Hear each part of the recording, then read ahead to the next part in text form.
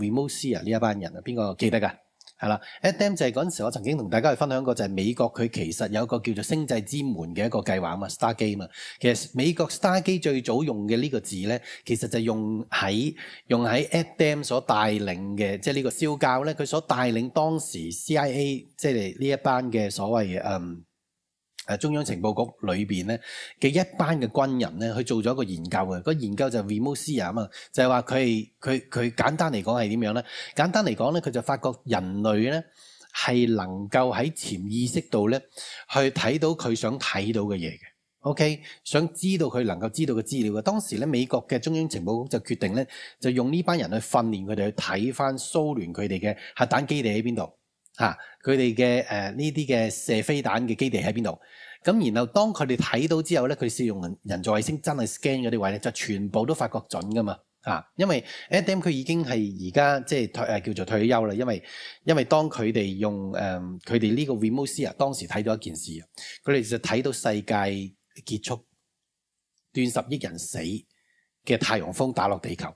當佢睇到呢件事之後咧，就唔知點解突然間咧就美國政府就突然間將成個呢一個嘅小組咧就解散晒啊嘛。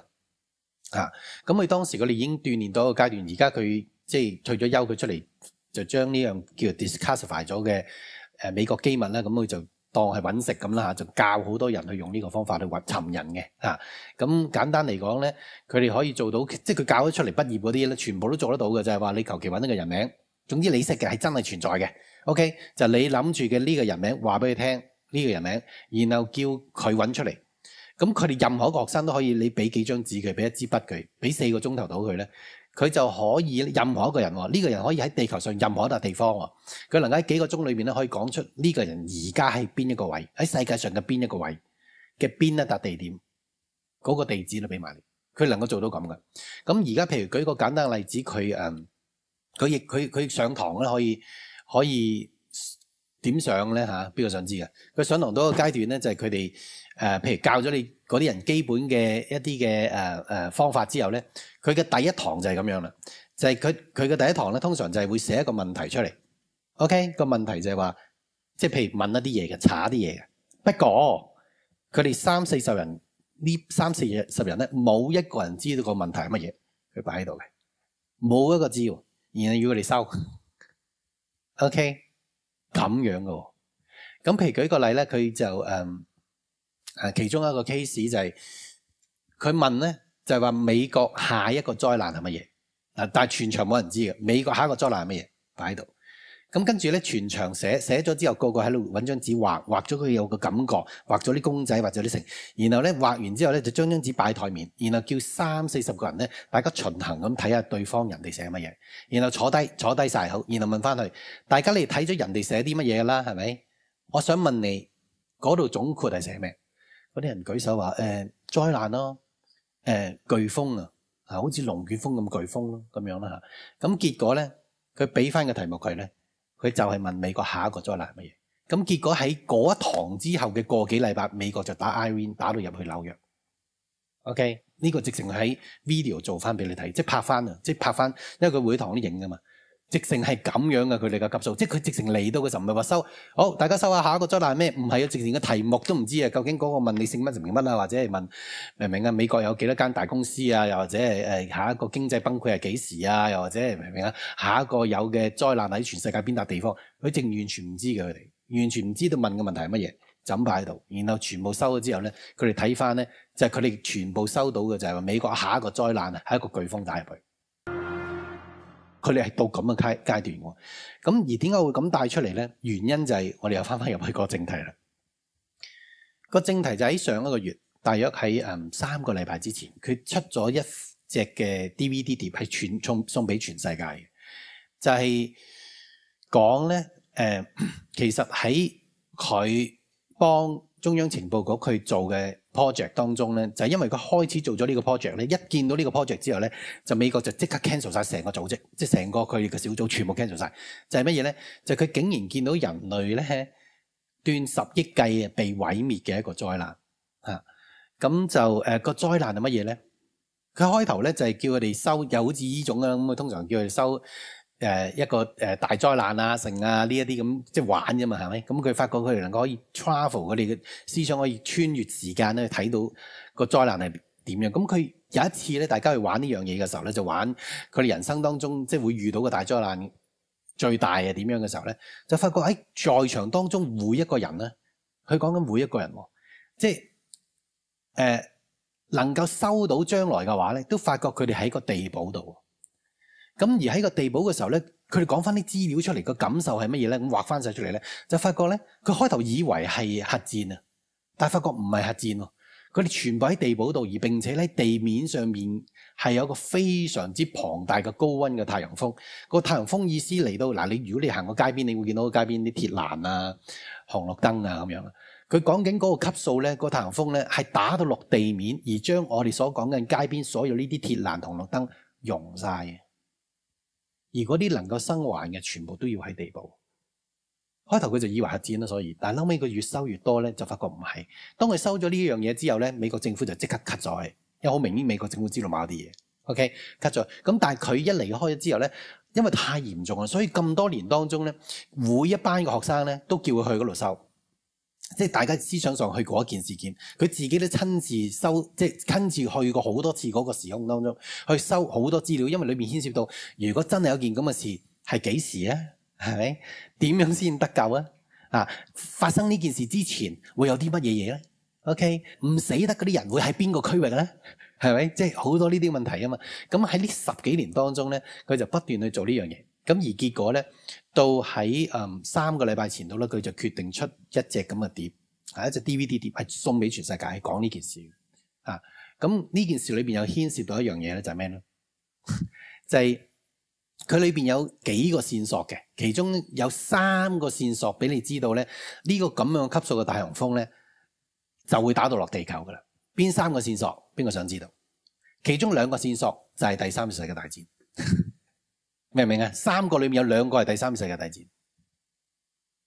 OK， 咁所以仍然係我講嗰句。當我研究陰謀論嘅時候，我發覺佢哋點樣喺 Panic 製造呢個嘅咁可怕嘅災難之前，佢哋點樣走入去地堡而俾人唔覺得咧 ？OK， 因為簡單嚟講喺佢嗰個嘅佢所見嗰個嘅內容當中，其實佢就見到係有一個行星經過喺太陽同地球之間 ，OK， 然後當佢走咗之後咧，就個太陽風會打落去地球度，然後嗰個太陽風咧會直接打到落地面嘅，就溶晒所有呢啲金屬啊，好多呢一啲咁嘅嘢。咁佢就講啦，其實有3樣嘅線索咧，我哋係知嘅。邊個想知邊3個線索？第一個線索咧，佢話呢個線索一出現咧，嗱喺當時10幾年前嘅時候，呢個線索係唔存在嘅。OK， 就係話佢話北韓係會用核彈去炸人哋嘅，但喺10幾年前北韓係仲未有核彈嘅，係最近先至試驗過2次，一次成功，一次失敗。OK， 所以而家事實上啱啱最近先講金正日死咗，金正恩佢上任嘅時候啊，如果有啲咩依喐嘅時候，隨時開始核戰嘅，係咪？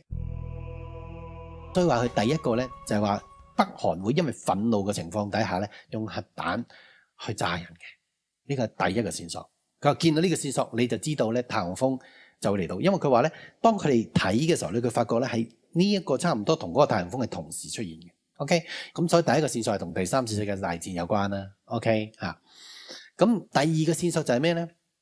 第2線索就係話咧，到時咧啲人會見到天上嘅天象咧係變得好緊要，而變到緊要到一個階段咧，當時全世界打緊仗嘅呢啲人咧，全部都翻屋企嘅。OK， 咁但係點解當時會全世界打緊仗先 ？OK， 就係因為當時係第3次世界大戰，佢哋打下仗，佢話直情係最明顯，佢哋所見到就係好多國家明明係打緊仗嘅，當你見到天上呢個天象咧，個個唔打啦，翻屋企。OK， 咁所以變咗係好明顯啦。第2個線索都係同咩有關啊？第3次世界大戰有關。好啦，第3個線索就係話咧，佢話佢見到一啲類似太空穿梭機嘅物件。喺早10幾年，因為淨係美國有太空穿梭機啦，咁所以變咗佢就講話係美國太空穿梭機咧。但係而家知道原來蘇聯啊同埋其他國家咧喺美國唔做之後咧，佢哋自己又做啲穿梭機飛上去啊嘛。變咗咧，佢就見到咧第3個線索就見到有呢啲嘅太空穿梭機咧係被逼降落嘅，係因為隕石被逼降落。佢話：如果當你見到呢個太空穿梭機係被隕石被逼降落咧，你距離嗰個日子咧係隨時斷鐘頭計嘅啫，即係距離嗰個太陽風打到落地面係斷鐘頭計嘅啫。OK 嗱，所以佢俾咗呢3個線索嚇，咁嗰隻碟就38分鐘嘅。咁呢個人嘅 credit 好犀利嘅，因為就算連日本喺之前，我哋知311啦，係咪？311事件之前咧，其實佢已經係預測，因為佢又係啊嘛，佢去到日本嘅時候，人哋即刻訪問佢：你咁勁，你日本下一個災難係咩啊？咁佢睇到下一個災難就係日本遇到一個非常之大嘅地震，東京都有搖動，不過唔會震到佢。不過咧，呢個大地震係會導致佢哋嘅核電廠會泄漏啊嘛，導致到全球都會有輻射污染。But their bigger reactor is going to break, causing essentially another Chernobyl. Ed, is that a double containment type reactor? It is, but it doesn't matter. How big an earthquake are you talking about? We're talking about a pretty big earthquake. These reactors in Japan are designed to take earthquakes up to about 7.8 without even breaking. Right. And so we're talking about a real catastrophic earthquake, a very big shaker. It does not do a lot of damage to Tokyo. We know, for instance, we believe, based upon our work, and have described this for the Japanese viewing audience, the large modern skyscrapers standing. On March 11, 2011, this tragic prediction came to pass. A massive 8.9 earthquake struck off the coast of Japan, resulting in a tsunami that swept across the Japanese landscape, engulfing entire towns. Just as Ed Dames predicted, power plants were damaged, resulting in the worst nuclear disaster since Chernobyl. 咁呢度當然又中咗啦，係咪？咁所以變咗佢睇災難好叻嘅嚇，睇個時間。咁但係問題佢所睇，總之呢3個線索當中有2個都同第3次世界大戰有關。咁所以變咗當我睇到呢一份嘅時候咧，明唔明啊？即係通常我每樣呢啲資料都會記得噶嘛。咁我會將佢連埋咗咯。咁連埋咗之後，我發覺咧，所以呢份嘅資料咧，就算唔係100%喺3月發生嘅話咧，咁我哋都當呢件事真係遲早會發生咧，做一個預備，做一個討論。我覺得對於基督徒嚟講，呢個資訊第日對於好多其他聽過我哋討論嘅人嚟講咧，都係救命嘅，可以話啊，起碼要知道喺唔同嘅地方要做啲一啲乜嘢唔同嘅嘢咁樣啦嚇。我就牧師係咁睇。而根據 Adams 睇到嘅所述，受到呢啲強烈太陽風打中嘅地區，冇人類可以生還。於是，一班 remote viewers 就用 remote viewing 嘅方法尋找地球上安全嘅地區。There will be unprecedented regional heating and atmospheric effects. But what parts of the world will be affected the most? And what areas do remote viewers see as survivable? This is not to say, I want to presage, I want to caveat what I'm about to say and qualify it with this. Just because we have not seen sanctuaries out of the thousands of individual sanctuary remote viewing sessions and projects that work, just because we've not seen sanctuaries in some of the places I will outline, does not mean there are none there. I'm just saying a pattern has emerged that says the following. South America, we found no sanctuaries in South America or Latin America. We have found, additionally, very few sanctuaries in the entire southern hemisphere, including Australia and New Zealand, with some exceptions in Australia and 1 or 2 exceptions in New Zealand. Almost all of the sanctuary locations are in the northern hemisphere. For Europe, a number of sanctuaries for Europe, but almost without exception, they are all in generally northern Europe, but not too far north. So we're looking at certain places in Austria, Poland, all the way through Russia. But it's important to know that all of these sanctuary locations, almost without exceptions, are small locales that are distant, fairly distant from population centers or separated geographically by mountain ranges or bodies of water from large population density centers. And you know as well as I do that how many people do not have the option to move. Even if they knew where a sanctuary was, even if they knew where their own personal survival zone was, they don't have the option to move.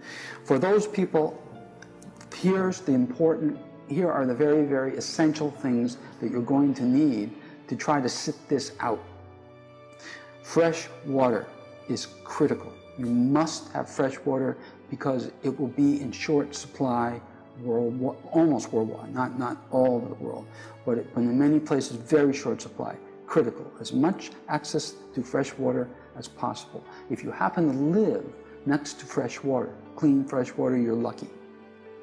That's the best condition to live in. Obviously, food. You're going to have food. Everybody now feels that something's coming down. Economically and globally, it has nothing to do with the kill shot. That's just economics alone.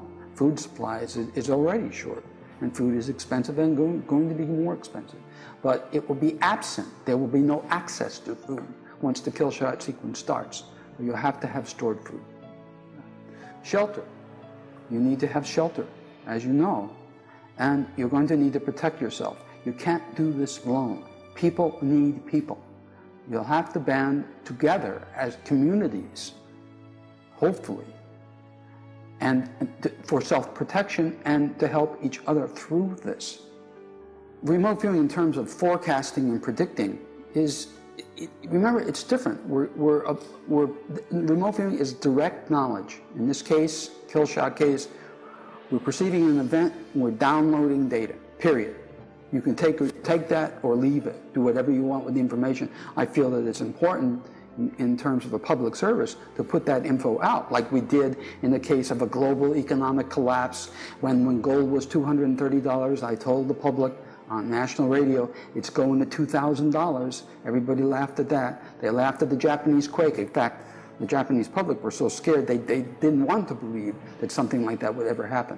A nuclear reactor breaking. Those kinds of things.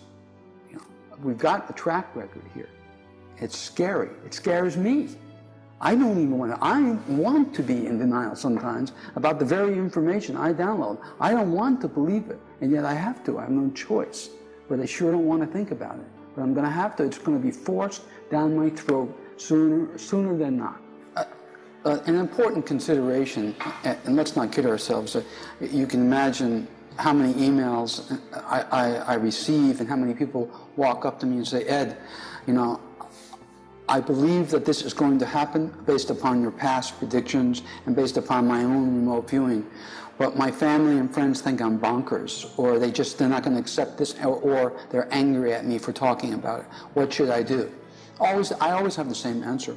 It's just what I would do the same thing too, and do the same thing. Identify your own sanctuary location. Identify it. Recon it and become familiar with the area. Take some time off from work. If you're lucky enough to have a job under this administration, take some time off from work. Go and familiarize yourself with this place, this small town or village or wherever it is. And know how far it is to drive, or if you have to get on a plane, how long it will take to get there, etc. That's it. Because when the sequence starts and there's no commo, and there's no electricity, no power, and there's no water, etc., then your friends and your family will believe you. But if you do not have your affairs in order and have not identified this safe zone by then, you're still screwed. So do it quietly, do it alone, let them continue. There's no need to continue the discussion. Just tell them it's a hobby.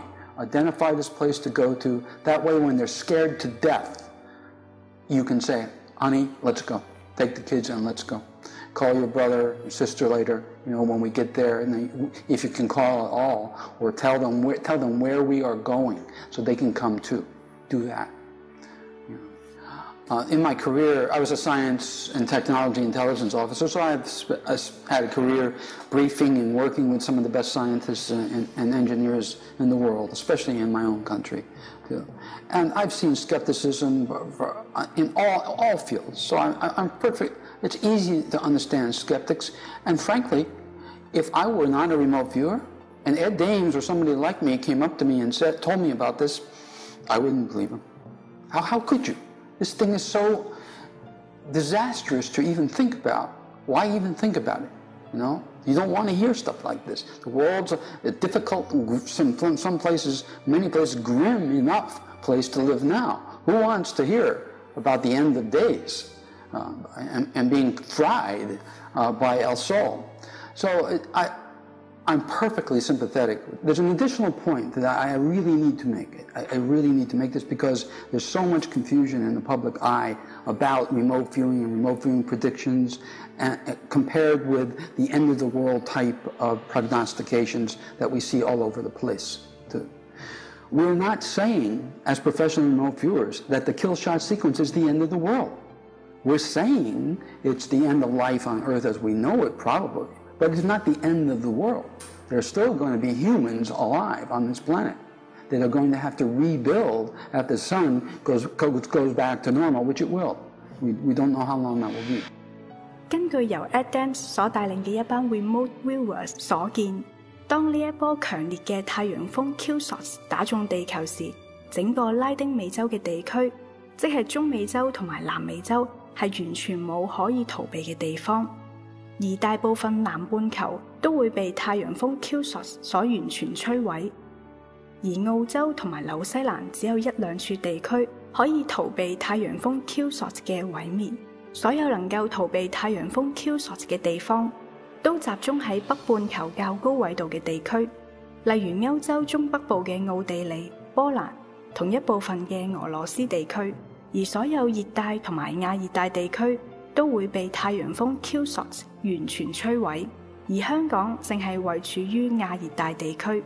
此外，大部分人口集中嘅地方，即係所有大城市，皆將無一幸免。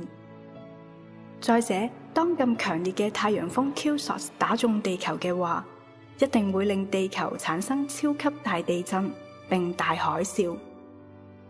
總括而言，要能夠安全避開太陽風 Q-SOT 並所引發嘅大地震同大海嘯，並尋找安全嘅地區，有以下嘅特點：一、遠離所有地震帶同曾經發生大地震嘅地區，例如太平洋火環地區、鄰近火山區嘅地區；二、要走到北半球比較高緯度嘅地區，例如喺北緯30度以上嘅歐洲以及亞洲中北部地區，皆普遍比較安全。並要離開所有熱帶同埋亞熱帶嘅地區。三、到一啲遠離海岸線嘅高地，例如陝西、甘肅等地。並要遠離所有人口稠密嘅大城市、海島同埋沿海地區。四、要尋找有水源嘅地區，例如一啲河流支流流經嘅地區。仲要到能夠提供食物自給自足嘅地區。五、要遠離大河谷，例如係黃河或者係長江主流嘅流域，因為所有嘅大河谷皆同時係大斷層嘅地區。六、要遠離盆地，例如四川，因為當大海嘯發生的話，呢啲地區會因海水湧入內陸而成為內陸海。